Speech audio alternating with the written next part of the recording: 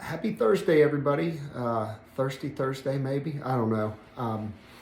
Been on a little bit of a diet this year, and gosh, one thing I've noticed is that glass 2 or 3 of wine or whatever else during the week really messes your weight up, and it just messes up how you feel. So I'm really thankful I kind of went down this path and figured that out. So hopefully that's good information for you guys too. This is Tribulation Watch, Trib Watch, what I call short, episode 2. I have an extremely uplifting story that I wanted to share. So, a little bit of doom and gloom, whatever you want to call it. What I usually do, really the purpose of the reason I want to get this video out today was to share something really cool that one of my kids sent to me. So, again, to restate this, I'm 100% convinced that we're in the tribulation. If you don't read the Bible, that's the book of Revelation. Tribulation period is the period right before Jesus Christ comes back. And it's a period of suffering and troubles in the world. And certainly we have quite a few of those. Just this week, the war drums are getting louder and louder and louder. And so I don't think it's anything at all to fear. Rather, it's a thing to embrace. And the number one purpose of people like myself to believe, and if you are too, is to just help others get to that same place. So it's actually a time to be thankful, to rejoice, and get your face straight, and be positive, because Jesus said he's coming back, but I think he's coming back pretty soon. So before I get into this super uplifting story, I do have 2 things I want to mention that are kind of back in the other direction. First thing, supply chain. Again, most of you guys know I import building supplies for a living, so I'm dealing with shipping, trucking, all that stuff on a daily basis. I think it's somewhere around 90% of all the goods that we consume are moved through a container or a truck. So it's pretty significant we have issues there. Right now, I'm having a tremendous amount of trouble getting product that's in Atlanta to Birmingham. That's like a 2.5-hour drive. It's just shouldn't be that hard, but it underscores the difficulties that we have just doing the simple rudimentary things that we've relied on all along. And if you're not in this business, you don't know. You just go to the store and you're used to things working out. And if you haven't noticed empty shelves in your stores yet, you're missing something, because I see it a lot. And it's not because of COVID. It's not because of whatever you've been told. It's because goods aren't transiting in the method that they always have. And the problems just in the last 2 months have gotten exponentially worse, and they were really bad before. So kind of like a warning I'm giving again is, if you need something, you better go buy it. And maybe you should just buy it. Maybe your neighbor doesn't have anything. You're going to have to help take care of them if things get really bad. I hate to say that I don't think it's coming. I know it's coming, because the problems continue to accelerate, and there just doesn't seem to be anybody trying to solve them. And quite honestly, I have very little of these problems in other countries that I work in. The problems are here. That kind of expresses some form of intentionality to me, because these problems just started one day, like everything was fine, and then they weren't. And I don't know. I don't have the answers for that. I'm just telling you. I'm really just giving you a warning. My second warning is this. So December 30th, the Indiana Chamber of Commerce hosted like a panel conversation. One of the panelists was a guy named Scott Davidson. He is the CEO of OneAmerica. It's a $100 billion a year company, and they are one of the larger providers of employer-based life insurance policies in the United States. So this guy said point blank that we in the United States today are facing the highest death rates that we've ever seen in history. He said that the increase in deaths was up 40% over just last year. Now, a delta like that, as alarming as it might be, he went on to explain this, that if a 1 in 200 year event happened, like the tsunami that happened in Indonesia in like 2001 or whenever that was, if something like that happened and was a few orders of magnitude worse than that event, that it couldn't increase the world's death toll by more than 10%.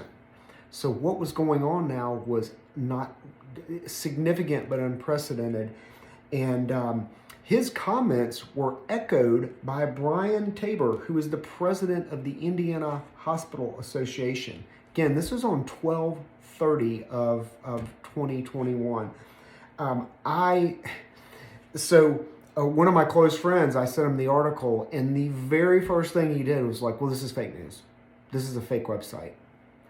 I'm going to link that article below, but what I'm stating that the president of OneAmerica said is an interview. It's him talking, and there's going to be a Twitter link below in the description box of this video.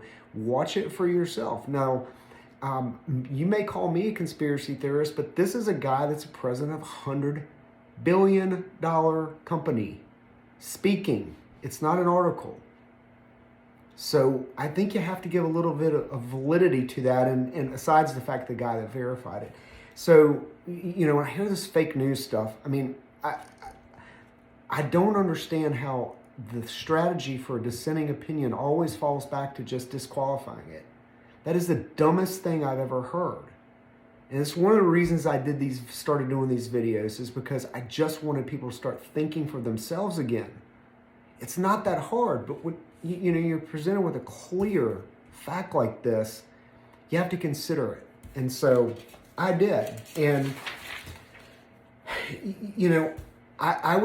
insurance was part of my major, and it was like crazy boring for me. I didn't want to go into it, but it was part of a real estate finance double major that I got in college. And it's like the straightest math you could ever come up with. They run these numbers to do actuarial tables. And I know I didn't say that correctly, but these tables are what they use to determine how much they charge. They basically predict how long me and you and everybody else is going to live based on our habits, the type of food we eat, whatever. I mean, they know this stuff. They're pretty smart guys. I guess one of the things that kind of like, as this moment occurred to me thinking about it is as this president of this company stated, our life insurance rates are going up. And if it's for the reasons I think, then this is just yet another way that we're paying for our own genocide. And that is like the craziest thing in the world to me. And just think about that for a minute. The reason I say that is really simple. So in November and December of 2019, it was 2019, sorry. I do business in China. I have a lot of close friends over there. I knew COVID was coming then. I told everybody, I wasn't doing these videos back then, but I was running around telling friends, family, and everybody else, stock up, be ready. What's going on in China is happening here. We're going to get locked down. All this stuff's coming. And lo and behold, it did. Okay. But here's the most important point of that. Deaths didn't go up between 19 and 2020, okay? And 2020 was the height of the COVID pandemic. So what's the difference between 2020 and 2021? Well, we had something introduced to save us, and that was fully rolled out at the beginning of 2020. It was approved by President Trump on 12/11 of 2020. Sorry, yes, 2020. Sorry, I should know these dates by now. But anyways, I don't think that's a coincidence, and I just don't see how anyone could. Something changed in 1 year and created a whole lot of death, and it wasn't COVID. And you know what? He actually says that in this video. He says it's not COVID. So, sink it in, whatever you want to do, but I think it's something that you got to consider. And if you're considering getting, this medicine, I go to a nurse practitioner here that's a homeopath.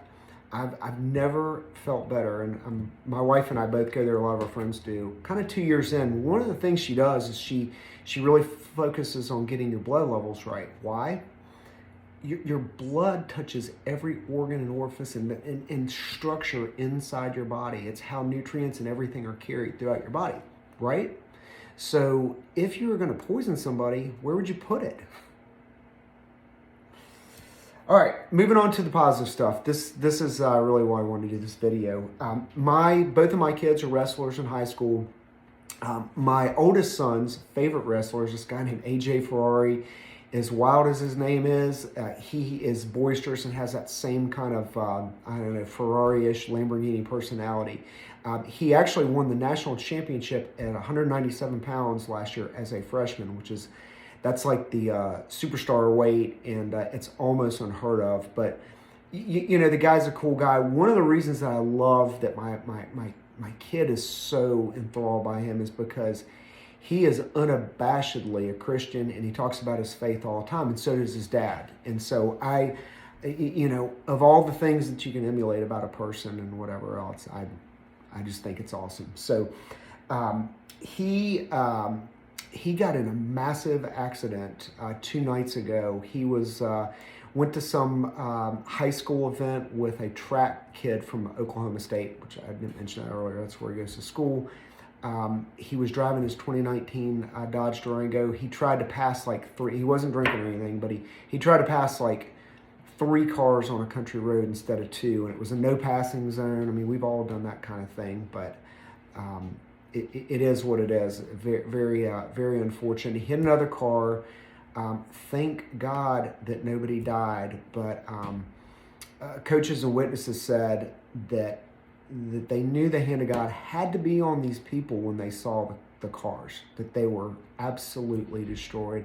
I don't know what a rate of speed is, but if you're trying to pass 3 cars, you can imagine he was probably going pretty fast. So, sorry, I'm trying to get my notes straight here. I was already flipped him over. So I am going to post a video. It's about 20 seconds down here. It's of his coach speaking about what happened. And what happened is this. I'll just explain it really quick. As he crashed, I guess one of his coaches was there, and the car was in bad shape, so they're trying to get him out. And this mysterious man, this large man, shows up to help get him out of the car. And they get him out of the car, and as soon as he gets him out, the car explodes into fire. I mean, would have for sure killed him. The coach turned around and thanked the man. He was gone. And you're going to hear the coach talk about this. I mean, he doesn't come out and, flat out say it. But, I mean, if you don't believe in angels, they are real, and this kind of stuff does happen. So I'm always thankful for signs like this, because it's just a reminder that we're not alone, and God's so present in our lives, and I think that's great. I'm going to close out with showing the video, but I do want to read. This is a post his dad put up yesterday, and I just kind of underscore the type of guy this is and family. I'm also going to mention one thing too. I was texting my son screenshotted this video. So why it looks funny. You'll actually see some notes just under it of the guy that posted to kind of further detail the actual story. I was going to email it to a few people. So I Googled the incident, try to find it. I found almost no mention of this mysterious man or this other stuff. The uplifting part of this whole story was nowhere to be found. And I don't think that's an accident either. Just the place that we live in now. But I want to cut this short, so let me get out of here and let me just read this. This is his dad. Thank you everyone for your prayers. They flew AJ to OU Medical Center. It looks like a miracle that he didn't have anything broken or any long-term head issues. He has fluid in his lungs, affecting his oxygen levels, and some bad bruising with some internal bleeding.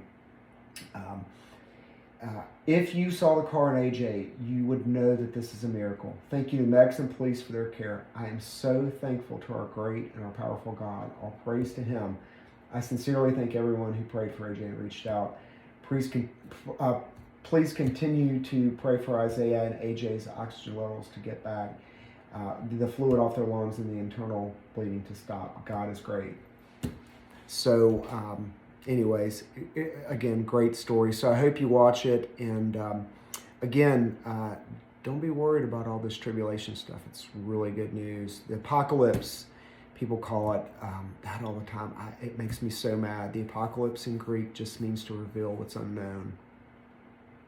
And that's what's getting ready to happen. Okay? Be a blessing. We're only asked to do 2 things. Love God love your neighbor. Get after both. Take care. He did tell me that a big man showed up and helped him figure out how they were going to get him out, and they got AJ out, and then all of a sudden this guy was gone, disappeared. I don't know what to think of that, but he did.